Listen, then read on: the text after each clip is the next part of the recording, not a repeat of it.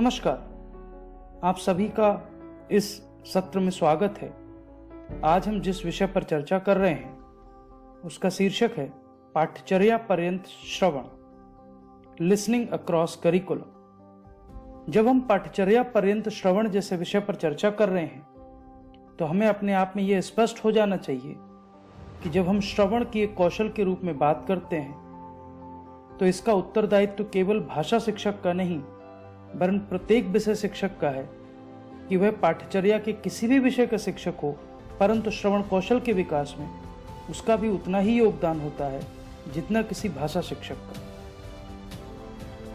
पाठ्यचर्या पर्यंत श्रवण का महत्व यदि हम देखें तो हम कह सकते हैं कि प्रत्येक विषय की अपनी जो विशिष्ट शब्दावली होती है, उसका जो विशिष्ट उच्चारण होता है, जब तक विद्यार्थी आपके विषय में ठीक से श्रवण नहीं करते, ठीक से सुनते नहीं, तब तक उन्हें विशिष्ट शब्दावली के प्रयोग में कई बार असुविधा होती है। दूसरा, विद्यार्थी की जो भाषा होती है वो दैनिक सामान्य भाषा होती है जो परिवार से आती है, परंतु दैनिक सामान्य भाषा और गणित की भाषा, विज्ञान की भाषा, सामाजिक विज्ञान की भाषा, इनमें अंतर होता है।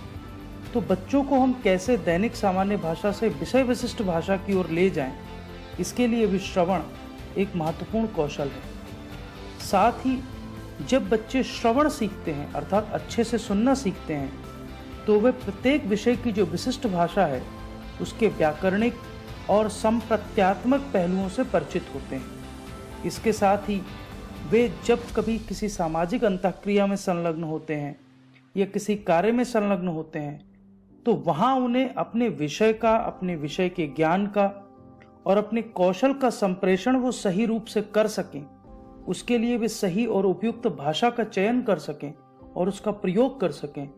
यह उनमें तभी विकसित होगा जब वे श्रवण कौशल को विषयानुरूप विकसित करेंगे। जब हम पाठ्यचर्या पर्यंत श्रवण की बात करते हैं तो पाठ्यचर्या पर्यंत श्रवण के कुछ लक्ष्य निर्धारित किए गए हैं, जिसमें पहला लक्ष्य है दूसरों के विचारों को संवेदना पूर्वक और तार्किक रूप से सुनना। चाहे वह विज्ञान का शिक्षक है, चाहे वह सामाजिक विज्ञान का शिक्षक है, चाहे वह साहित्य का शिक्षक है, कक्षा में जो बोला जा रहा है सबसे पहले विद्यार्थी उसको संवेदना पूर्वक और तार्किक रूप से सुनने के लिए तैयार हों। वे इस प्रकार सुनने के लिए तैयार हों कि उनकी बोधगम्यता अर्थात अंडरस्टैंडिंग बढ़े। साथ ही साथ जब वो सुने तो सुनने के साथ साथ वे जो सुन रहे हैं उसकी व्याख्या कर सकें, उसका विश्लेषण कर सकें, उसके बारे में आलोचनात्मक चिंतन कर सकें और उनको जो सुनाई दे रहा है या जो वो सुन रहे हैं उसका आकलन भी वो साथ साथ कर सकें। साथ ही हमें उनमें यह कौशल भी विकसित करना है कि वे धैर्यपूर्ण श्रवण करें और धैर्यपूर्ण श्रवण के उपरांत ही वे अपने विचार दें। कई बार हमारे विद्यार्थियों को ऐसे धारा प्रवाह वक्तव्य सुनने पड़ते हैं जिसमें वक्ता लंबे समय तक लगातार बोलता है। तो विद्यार्थी में हमें यह कौशल विकसित करना चाहिए कि जब वे धारा प्रवाह वक्तव्य सुने तो उसको अर्थपूर्ण इकाइयों में तोड़ पाए। साथ ही जब हम पाठ्यचर्या पर्यंत श्रवण के लक्ष्यों पर आगे बढ़ते हैं तो हम यह भी देखते हैं कि प्रत्येक विषय के कुछ निश्चित शब्द समूह होते हैं, उनके निश्चित अर्थ होते हैं। विज्ञान जैसे विषय में कई बार किसी एक शब्द का जो अर्थ होता है वही अर्थ साहित्य में या अन्य भाषा में नहीं होता, साहित्य में या अन्य विषय में नहीं होता। तो शब्द समूहों की व्याकरणिक दृष्टि से पहचान, सुनी जा रही सूचना का अपने पूर्वानुभवों से सहसंबंध, यह भी एक महत्वपूर्ण कौशल है कि विद्यार्थी जो सुन रहा है उसका वह विश्लेषण करता चलता है अपने पूर्व अनुभवों के आधार पर। तो वे क्या उसका सहसंबंध स्थापित कर पा रहे हैं। यदि कोई पूर्ण वक्तव्य, कोई लंबा वक्तव्य उनको दिया गया है, कोई लंबा 5 मिनट, 10 मिनट, 15 मिनट, 20 मिनट का भाषण उन्होंने सुना है और क्या उसमें से वो कुछ अर्थपूर्ण सारांश खोज पाते हैं कि नहीं खोज पाते हैं। अच्छे श्रोता की यह भी पहचान है कि वक्ता क्या कहने वाला है, वह इसका पूर्वानुमान लगाना प्रारंभ कर दे। तो यदि इस तरह के कौशल हमें अपने विद्यार्थियों में विकसित करने हैं तो फिर हमारे विद्यार्थी चाहे किसी भी विषय के विद्यार्थी हों, उनमें हमें इन कौशलों का विकास करना ही होगा। आइए देखते हैं पाठ्यचर्या पर्यंत श्रवण के आयाम क्या होते हैं। मुख्यतः इसके दो आयाम हैं। पहला आयाम है प्रवाह, फ्लुएंसी। जैसे वक्तव्य देने या बोलने में फ्लुएंसी या प्रवाह होता है, ऐसे श्रवण में भी प्रवाह का महत्व है। श्रवण के अनुक्रम को ग्रहण करना, अर्थात विद्यार्थी जब कुछ सुन रहे हैं तो उस सुनने में कौन से मुख्य शब्द आ रहे हैं, उन मुख्य शब्दों का क्रम क्या है, उनकी पहचान करना। और सुनते समय केवल शब्दों को नहीं सुनना, वरन जो वक्ता है उसके जो आभासिक संकेत हैं, चाहे वे दृश्य की भावभंगिमाएं हैं, उनको पहचानें। साथ ही किसी शब्द का सही अर्थ ग्रहण करने के लिए शब्द को सुनने के साथ साथ वक्ता के शारीरिक हाव भाव को ध्यान में रखना, जिससे कि सही अर्थ निकाल पाएं। और प्रत्येक शब्द के साथ साथ शब्द के अर्थ को ग्रहण करना, ये जो कौशल है, ये लिसनिंग की फ्लुएंसी या श्रवण का प्रवाह है। दूसरा पाठचर्या पर्यंत श्रवण का आयाम सटीकता है, अर्थात एक्यूरेसी, कि विद्यार्थी जो सुन रहे हैं, जिस वक्तव्य को सुन रहे हैं, उस वक्तव्य के माध्यम से जो संदेश दिए जाने का प्रयास है, क्या वे उस संदेश को पहचान पा रहे हैं या नहीं। यदि वे उस संदेश को नहीं पहचान पा रहे तो उनके श्रवण में सटीकता का अभाव है। कई बार श्रोता को वक्ता के शब्दों की सीमा को समझना होता है कि वह कम शब्दों में अधिक बात क्या कहना चाहता है, तो उसके कहने से पहले और कहने के बाद उसके कहे गए कथन का भावार्थ समझना, यह भी एक श्रवण कौशल की एक्यूरेसी या सटीकता का लक्षण है, जो हमें अपने विद्यार्थियों में विकसित करना होता है। जब हम विद्यार्थियों में श्रवण कौशल को विभिन्न विषयों के माध्यम से विकसित कर रहे होते हैं, तो हमें यह भी ध्यान रखना होता है कि श्रवण के विविध प्रकार कौन से हैं। पहला श्रवण निष्क्रिय श्रवण कहलाता है। निष्क्रिय श्रवण से हमारा तात्पर्य ऐसे श्रवण से है जब हमारा ध्यान एक जगह से अधिक जगह बटा हो। जैसे कई बार विद्यार्थी गृह कार्य भी करते हैं और साथ साथ टेलीविजन भी देखते हैं। कई बार कक्षा में आप समूह चर्चा रखवाते हैं, तो एक समूह में चर्चा हो रही है, लेकिन किसी विद्यार्थी का ध्यान दूसरे समूह में क्या चर्चा हो रही है उस पर अधिक रहता है। इस कारण उसके समूह में जो चर्चा हो रही है वो उसको नहीं सुन पाता। तो एक अध्यापक होने के नाते हमारा उत्तरदायित्व है कि जब कभी ऐसा हो, क्योंकि ऐसा होना स्वाभाविक है, विद्यार्थी का ध्यान भटकता ही है, हमें यह ध्यान रखना है और हमें अपने विद्यार्थियों को सजग करते रहना है कि वे निष्क्रिय श्रोता ना बने। जो महत्वपूर्ण श्रवण है वो सचेतन श्रवण है। जब हम सचेतन श्रवण की बात करते हैं तो सचेतन श्रवण का अर्थ है किसी भी सूचना को परिशुद्धता के साथ सुनना, पूरी एक्यूरेसी के साथ सुनना। खासतौर पर ऐसा कथन जिसमें कोई दिशा निर्देश दिया जा रहा हो, कोई दिशा दी जा रही हो, कोई घोषणा की जा रही हो, किसी विषय की प्रस्तावना की जा रही हो, और यदि ऐसी स्थिति में हम दिए जाने वाले विषय को, प्रस्तुत किए जाने वाले विषय को, निर्देश को या घोषणा को ना सुने, तो इससे हमारे को उस विषय को समझने में त्रुटि हो सकती है, हमारे विद्यार्थियों को उस विषय को समझने में त्रुटि हो सकती है, जिससे समस्या उत्पन्न होने की संभावना बनी रहती है।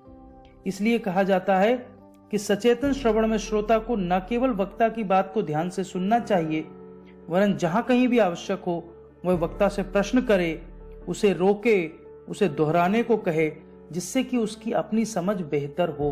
तो हमें अपने विद्यार्थियों में ये कौशल विकसित करना है, फिर चाहे हम विज्ञान के शिक्षक हैं, गणित के शिक्षक हैं या भाषा के शिक्षक। सचेतन श्रवण विकसित करने के लिए एक अध्यापक के रूप में हम जिस भी विषय को पढ़ा रहे हैं उस विषय में कुछ ऐसे क्रियाकलाप विकसित करें जहां हम विद्यार्थी को एक ही बार में किसी प्रक्रिया के बारे में या कोई निर्देश दें और उसके बाद उसे कोई गतिविधि करने को कहें, जिससे यदि वह सचेतन श्रवण करेगा तो वह उस प्रक्रिया या उस गतिविधि को पूर्ण कर पाएगा। यदि वह सचेतन श्रवण नहीं करेगा तो उसे उस प्रक्रिया को समझने में कठिनाई होगी और हम उसको आगे सुधार सकते हैं। प्रतिक्रियात्मक श्रवण, यह श्रवण भी बहुत आवश्यक है। विज्ञान में, साहित्य में, सामाजिक विज्ञान में एक प्रकार का यह व्युत्क्रमिक श्रवण है। इसमें संप्रेषण को जारी रखने के लिए श्रोता से कोई न कोई प्रतिक्रिया आवश्यक होती है। कई बार आप कक्षा में जब पढ़ाने जाते हैं और आप अपने विषय को पढ़ाते हैं और यदि आपके विद्यार्थी आपसे प्रश्न ना करें, आपको कोई मौखिक आपको कोई भी इस प्रकार का संकेत ना दें, कोई मौखिक संकेत ना दें, अपने शारीरिक हाव भाव से कोई संकेत ना दें, तो आपका संप्रेषण जारी नहीं रख सकता, तो आपका संप्रेषण जारी नहीं रह पाता। इसका मतलब कि हमारे विद्यार्थियों से हमें यह भी अपेक्षा है कि वे प्रतिक्रियात्मक श्रवण करें, अर्थात वे जो सुने उस पर अपनी प्रतिक्रिया देते रहें।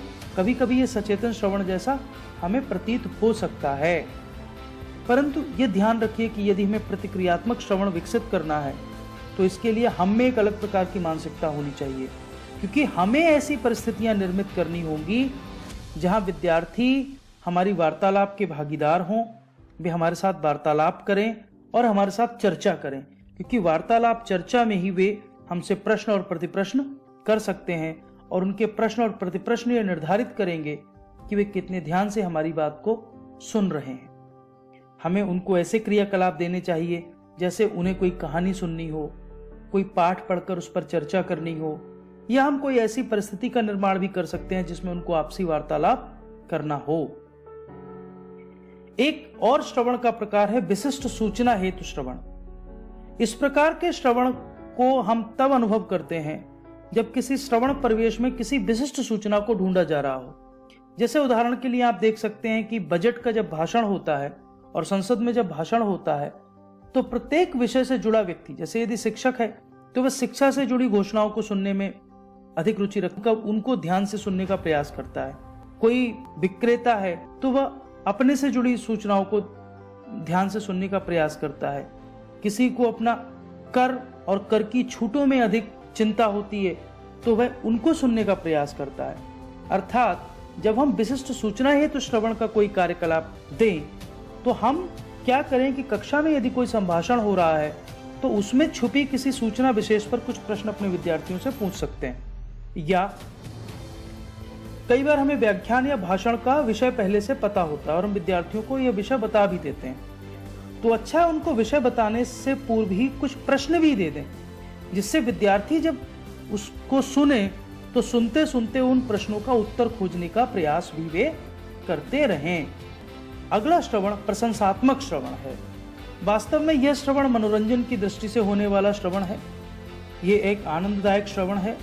इसका उद्देश्य मनोरंजन, भावात्मक संप्रेषण और भावात्मक अनुक्रिया तीनों ही होते हैं। जैसे हम किसी कवि, गायक, कहानीकार को सुनते हैं, कक्षा में कोई कविता, गीत या कहानी सुनने की व्यवस्था हम कर सकते हैं और बाद में विद्यार्थियों से उस कविता, गीत या कहानी की विषय वस्तु, परिस्थिति, पात्रों की मनस्थिति, उनके संबंध आदि के विषय उनसे हम प्रश्न पूछ सकते हैं। प्रशंसात्मक श्रवण के उपरांत एक और प्रकार का श्रवण है जिसे हम क्रिएटिव लिसनिंग या सृजनात्मक श्रवण कहते हैं। इस प्रकार का श्रवण तब महत्वपूर्ण होता है जब विद्यार्थी आपके द्वारा कहे गए शब्दों के आधार पर या उन्होंने जो शब्द किसी अन्य से भी सुने हैं उनके आधार पर वे किसी समस्या का कोई नया समाधान सुझाएं या कोई मूल समाधान सुझाएं। यह एक प्रकार से विद्यार्थी जब किसी को सुनता है और उसको सुनते समय कुछ कल्पनाएं करता है, उन कल्पनाओं को वास्तव में अनुभवों के धरातल पर लाने की प्रक्रिया है। तो एक प्रकार से यह कल्पना को अनुभवों से जोड़ती है। उदाहरण के लिए यदि हम अपने विद्यार्थियों के समक्ष कोई परिस्थिति या कोई कहानी सुनाएं और यदि विद्यार्थी सृजनात्मक श्रवण कर रहे हैं तो वे उस परिस्थिति या उस कहानी को सुनकर या तो उस परिस्थिति का एक नया समाधान सुझा देते हैं या कई बार कहानी का ऐसा अंत बताते हैं जो अंत कहानीकार ने न सोचा हो, अर्थात वे कहानी को एक नया अंत भी प्रदान कर सकते हैं। तो इस प्रकार के अभ्यास हम सृजनात्मक श्रवण को बढ़ावा देने के लिए कर सकते हैं। इसके बाद विश्लेषणात्मक श्रवण भी एक महत्वपूर्ण प्रकार है। इस प्रकार के श्रवण में श्रोता से अत्यधिक एकाग्रता की अपेक्षा होती है, क्योंकि श्रोता को सतर्क, सुस्पष्ट और ध्यानपूर्वक श्रवण करना होता है, जिससे वह किसी भी परिस्थिति, प्रक्रिया, स्थान या वस्तु के विषय में उचित विश्लेषण कर सके और सही निर्णय ले सके। विश्लेषणात्मक श्रवण का उद्देश्य मात्र वक्ता को सुनना ही नहीं होता, वरन उसके साथ साथ उन कारणों, स्थितियों, उत्तरदायित्वों आदि का भी विश्लेषण करना होता है जिनके कारण वक्ता कुछ बोल रहा है। और ऐसे में श्रोता अपने व्यक्तिगत अनुभवों और विचारों के आधार पर दिए जा रहे वक्तव्य का आकलन करता है। एक और प्रकार का श्रवण निष्कर्ष हेतु श्रवण है। कई बार विद्यार्थियों को सुने जा रहे वक्तव्य के मुख्य आशय, सारांश या उससे कोई निष्कर्ष निकालने की आवश्यकता पड़ती है। इतिहास के विद्यार्थी, सामाजिक विज्ञान के विद्यार्थी, राजनीतिक शास्त्र के विद्यार्थी, साहित्य के विद्यार्थी, इनको अक्सर इसकी आवश्यकता पड़ती है, क्योंकि हम विद्यार्थियों से ये अपेक्षा नहीं कर सकते कि हम उन्हें जो भी बता रहे हैं या विद्यार्थी जो भी सुन रहे हैं उसकी वे एक एक पंक्ति याद रखें। इसकी अपेक्षा करना तो हमें विद्यार्थियों से उचित नहीं होगा। अक्सर उन्हें सुने गए भाषण, उद्बोधन, व्याख्यान, इनको संक्षिप्त रूप में ही स्मरण रखना होता है। इसके बाद आता है विस्तार हेतु श्रवण। कई बार किसी व्याख्यान या लिखित अनुच्छेद की विस्तृत समझ विकसित करने हेतु विद्यार्थी श्रवण करते हैं। सामाजिक विज्ञानों में, साहित्य में ये बहुत उपयोगी होता है। जैसे किसी विद्वान के भाषण या व्याख्यान को सुनना और उसको विस्तार से समझना, किसी अध्यापक द्वारा किसी प्रयोग की प्रक्रिया को विस्तार से बताया जाना, कोई इतिहासकार जब किसी ऐतिहासिक घटना का वृत्तांत या संस्मरण सुना रहा होता है तो वहां भी विद्यार्थी उस संस्मरण को सुनकर बाद में उसमें विस्तार देते हैं। तो आइए हम सभी विभिन्न विषयों के शिक्षक होने के नाते यह प्रयास करें कि हम अपने अपने विषय में श्रवण हेतु क्रियाकलाप नियोजित करें और अपने शिक्षार्थियों को अर्थपूर्ण श्रवण हेतु प्रेरित करें। तभी हम पाठ्यचर्या पर्यंत श्रवण के उद्देश्य को पूर्ण कर पाएंगे। धन्यवाद।